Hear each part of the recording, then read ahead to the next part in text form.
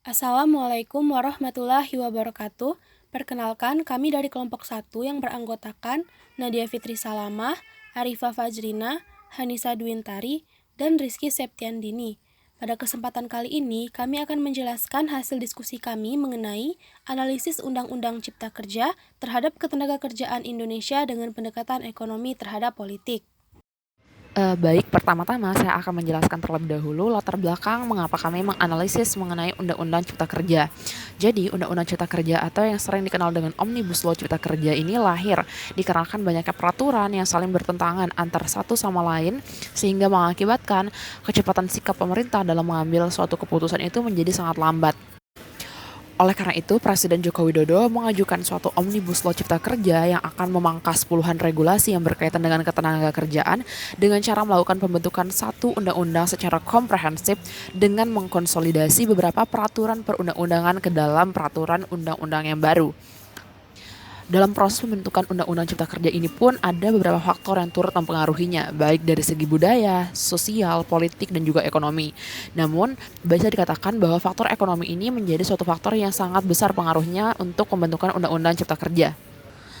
Hal ini dimaksudkan agar dapat memberikan manfaat ekonomi bagi para pelaku ekonomi secara langsung maupun tidak langsung.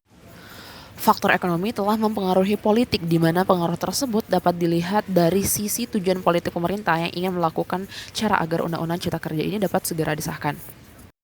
Selanjutnya, konsep teori. Pendekatan-pendekatan ekonomi terhadap politik terbagi menjadi 3, yaitu yang pertama, teori pilihan publik.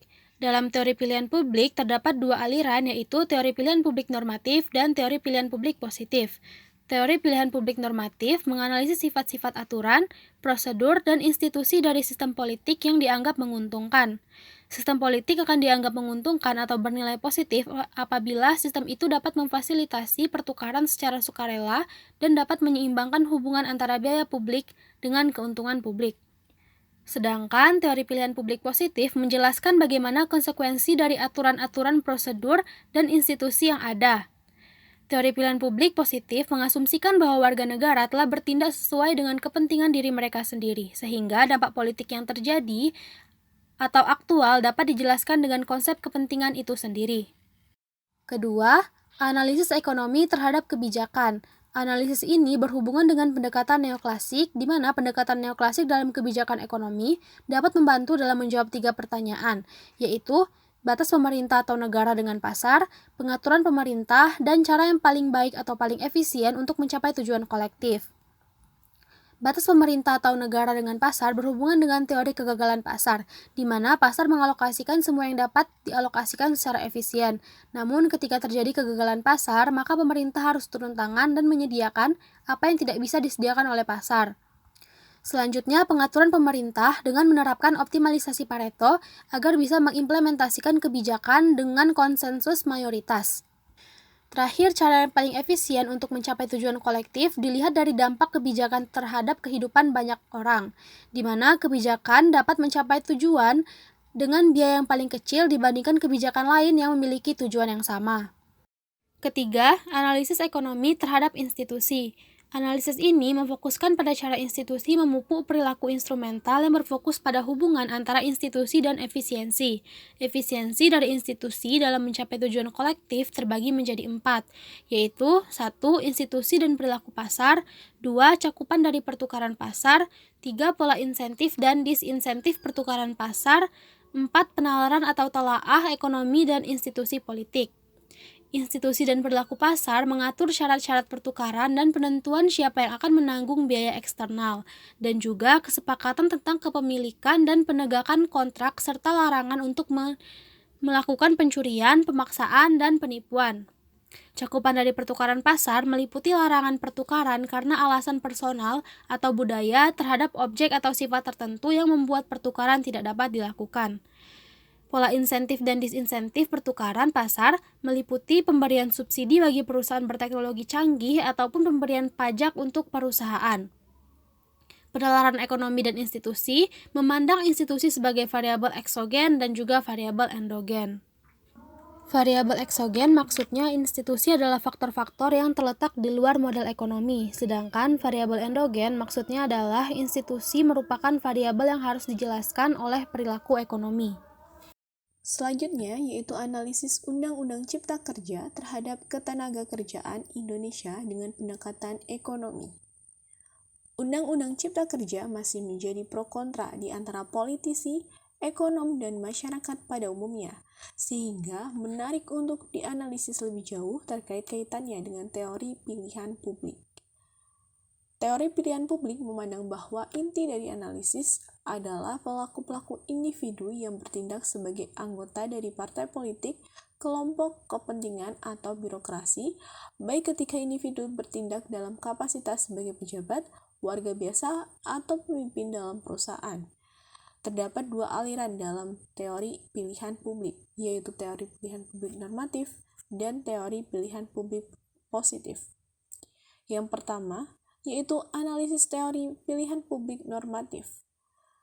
Dapat dilihat dari peraturan institusional yang efisien, responsif, dan merata dan bagaimana struktur pemerintahan yang dapat mencegah terjadinya konsentrasi kekuasaan, stagnasi, dan instabilitas. Yaitu, kita dapat lihat dari tujuan pemerintah yang berharap dengan adanya Undang-Undang Cipta Kerja ini dapat mendorong pengembangan UMKM dan industri di Indonesia dengan adanya penyederhanaan birokrasi. Yang kedua yaitu Undang-Undang Cipta Kerja diharapkan juga dapat meningkatkan investasi dan mendorong meningkatnya lapangan pekerjaan di Indonesia.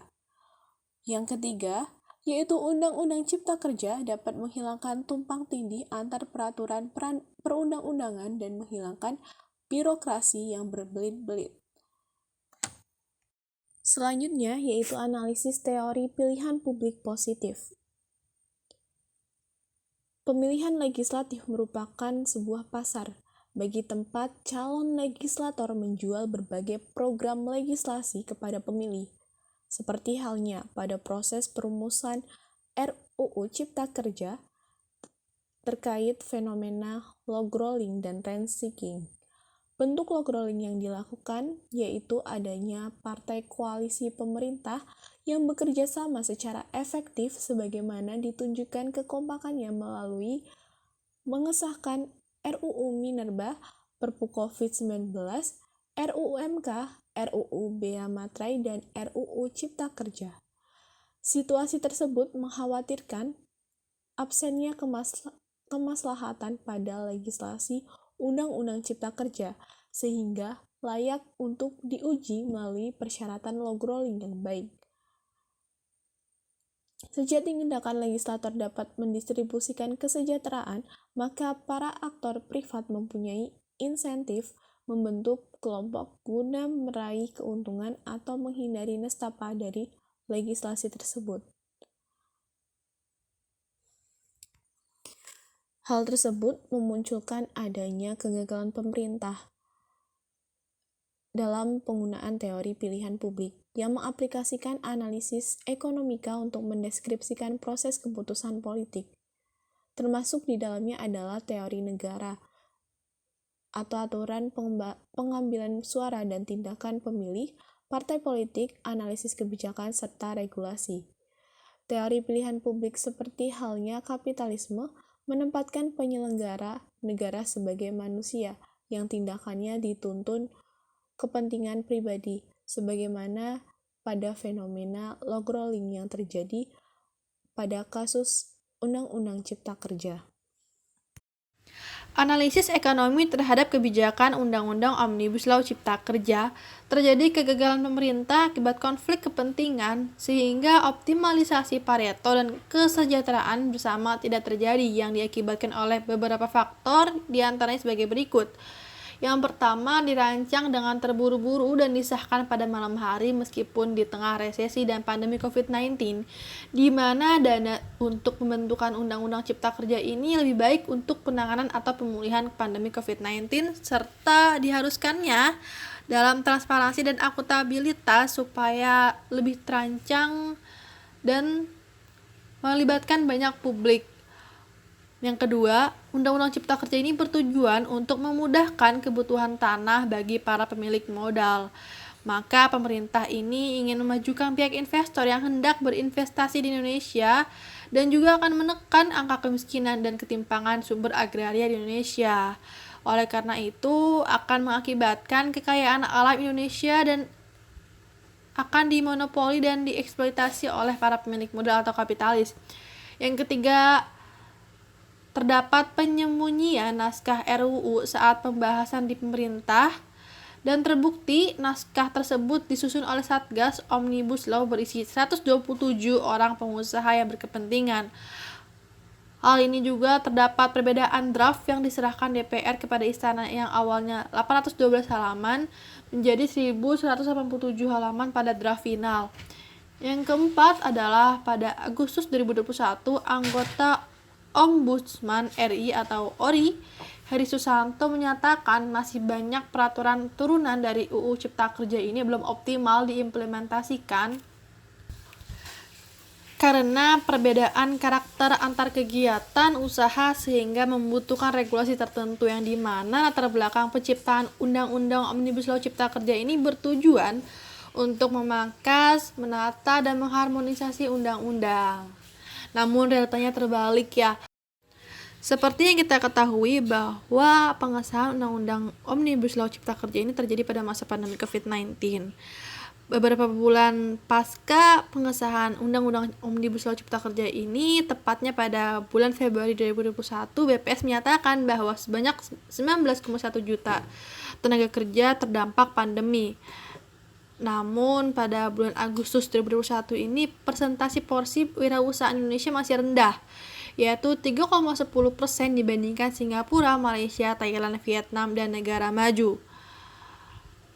Jadi dapat kita simpulkan bahwa tenaga kerja terdampak pandemi ini meningkat, namun persentase porsi wirausaha Indonesia ini masih cukup rendah. Jika kita lihat pada fakta berikutnya, BPS Februari 2021 ini terdapat peningkatan tenaga kerja informal ya, dari Februari 2020 ke Februari 2021 ini.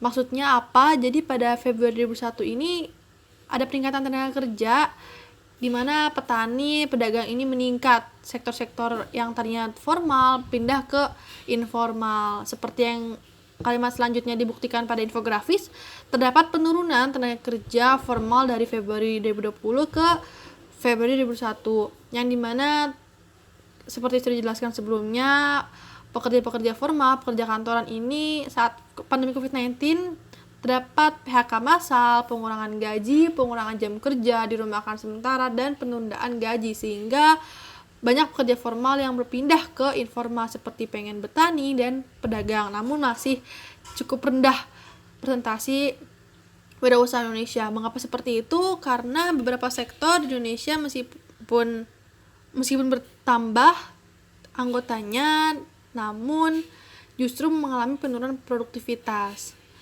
Oleh karena itu, solusinya adalah pertama pelatihan ketenaga kerjaan atau BLK, dan kedua ini adalah mendorong minat masyarakat untuk berwirausaha. Baiklah, itulah tadi hasil diskusi kami mengenai analisis Undang-Undang Cipta Kerja terhadap ketenaga kerjaan Indonesia dengan pendekatan ekonomi terhadap politik.